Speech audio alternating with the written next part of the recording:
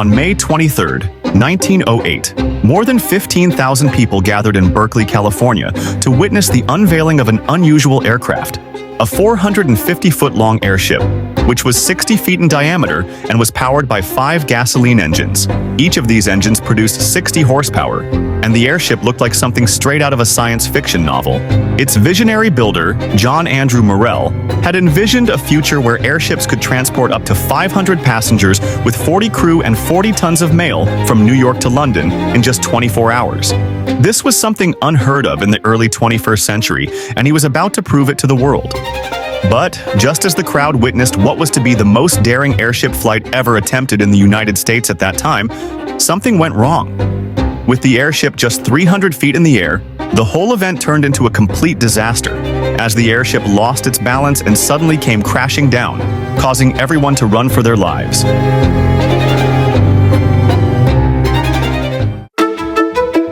In the early 20th century, trains and steamships were the primary means of transportation when it came to making long-distance journeys.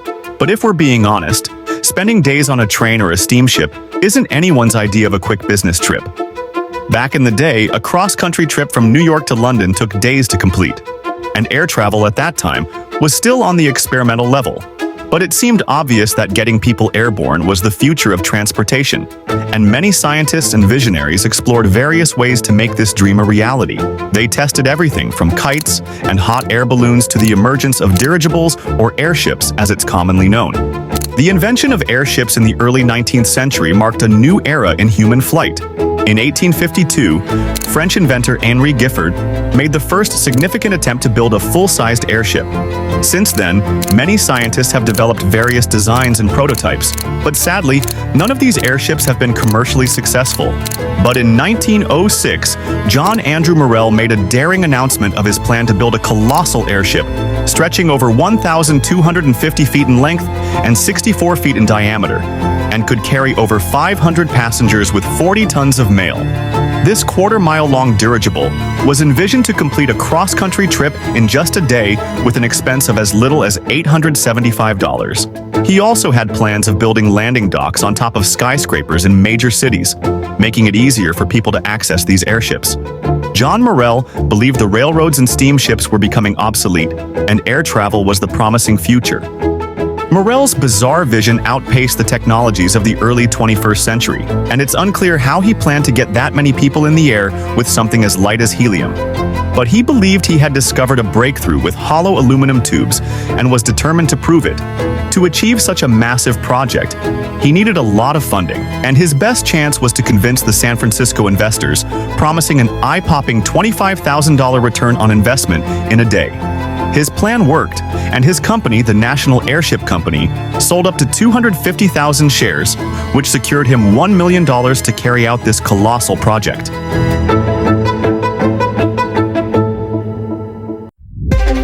With the needed funding in place, Morrell's investors expected him to have started building his proposed airship, which he named the Ariel. But instead, he secretly built his first airship prototype, a massive 600-foot airship, and on October 1st, 1907, he planned a test flight with just himself and 8 engineers. But what happened next was a complete disaster. He had already planned the test to take place by noon, but unfortunately, a sudden storm yanked the ship loose, sending it drifting helplessly across San Francisco Bay. It finally crashed into trees and was torn apart. Luckily, no one was on board the airship. Despite the failure, he was not dismayed. He quickly started working on a replacement. At the same time, his company opened a sales office in Portland, Oregon, and began rolling advertisements in the Oregon Daily Journal, announcing that the new airship would be in service by April 1st, 1908, flying from San Francisco to Portland with at least 100 passengers and 30 tons of mail. Morrell promised his investors that shares for as little as 10 cents could bring exponential returns. If nothing else, he was a master at getting people's heads in the clouds. As Morrell's fame and ambition grew, so did his problems. Many of his investors started losing confidence in his plans, and they started filing complaints against him. One of his investors, S.L. Jacobs, filed a complaint against him in San Francisco Police Court, claiming that he had violated Section 564 of the California Penal Code by making false statements about his company to his investors. This attracted the attention of the U.S. government, and an investigation was opened into his company's activities. He was arrested, but was later released on bail, but was awaiting a trial. At this point, Morrell was facing mounting pressure from his investors, as they demanded a return on their investment. If for anything, Morrell was undoubtedly a man who never gave up so easily. To prove to his investors that their investments were safe, he was forced to speed up the building process of his second airship. But as the airship neared completion, safety concerns began to arise. A former Russian balloonist, Colonel Fedor Postnikov, raised concerns about the material being used, stating that the lightweight canvas, though suitable for small balloons, wouldn't withstand the pressures of a larger airship. But Morrell was quick to dismiss Postnikov's claims, assuring that the airship would be fine. To make matters worse, the San Francisco officials, after witnessing the disaster of his first test flight, refused him permission to test his second flight. But, still determined, he moved his operations to Berkeley, California, and tried to keep the date of his next launch a secret. But the news got out. After choosing a suitable launch site, Morrell and his team built a warehouse with tents for accommodation and workspace as they worked on assembling the airship on Kittredge Avenue, close to Grove Street.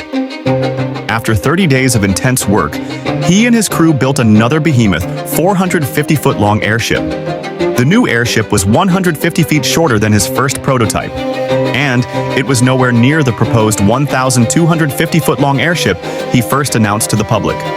On May 23, 1908, more than 15,000 people, upon hearing the news of his launch, arrived in Berkeley to witness history in the making. The airship unveiled was an oddly shaped bulging sack filled with 500,000 cubic feet of hydrogen gas. This made the airship appear like a giant sausage. It had no solid structure or framework and no rigid keel to support it. The passenger area was just a simple net with 5 60-horsepower engines attached underneath the airship. Just before noon, as the crowd watched, Morrell ordered his men to start the engines. He boarded the craft with his 16-man crew, 3 photographers, and an aeronaut. However, George Luce, the man he hired to build the airship, refused to board the airship.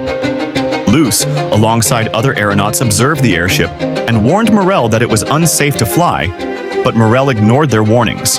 The crowd cheered as they witnessed the giant airship rise to an altitude of about 300 feet.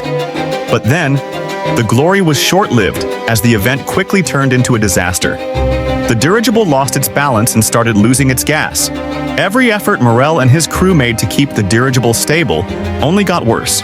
The forward end of the airship tilted forward, and it entered a shallow dive while losing its pressurized gas. The crowd went from cheering to screaming as they ran for their lives. Minutes later, the airship came crashing down. One of its propeller blades struck Morrell and broke both of his legs. The airship was destroyed, but miraculously, no one died in the crash, but nearly everyone aboard suffered serious injuries. Morrell was confined to a hospital bed for 2 months, as he suffered not only broken legs, but also dislocated hip and internal injuries. By the time Morrell left the hospital bed, everything he had worked for was almost lost. The local papers had a field day, with one headline quipping, "Is this the end of the great John Morrell?" But he was bold enough to blame the failure of that day on his investors, claiming their lawsuits had forced him to accelerate the pace of the development, which led to a flawed product. Nevertheless, he believed he had delivered his promise to build the largest commercial airship. Still determined to achieve his dreams, Morrell vowed to try again, promising to build a bigger and even better airship. But the Berkeley Police Department banned him from testing any of his flights in the city again. Refusing to give up, a report from the San Francisco Call on August 8, 1909, reported that Morrell had purchased land in El Cerrito, California. Unfortunately for him, residents in the area heard of Morrell's plans and organized a mass protest to stop him from building any airship in the area, as it was deemed unsafe and unscientific. John Morrell faced many legal difficulties that occupied his attention for the next year. In September 1908, for a second time, he was arrested on a charge of felony embezzlement. Although he managed to convince the courts of his legitimacy, he never got the chance to build another airship. The invention of the airplane ultimately ended his dream of airship travel for good. There is still no clear report of what Morrell did with the rest of his life, but it was reported that he died in his sleep at age 85 and is buried at Tulaque Cemetery in Napa. If you've enjoyed this video, please give it a thumbs up and share it with friends. And if you have not subscribed, please subscribe. It's actually free. I'll catch you guys in the next one.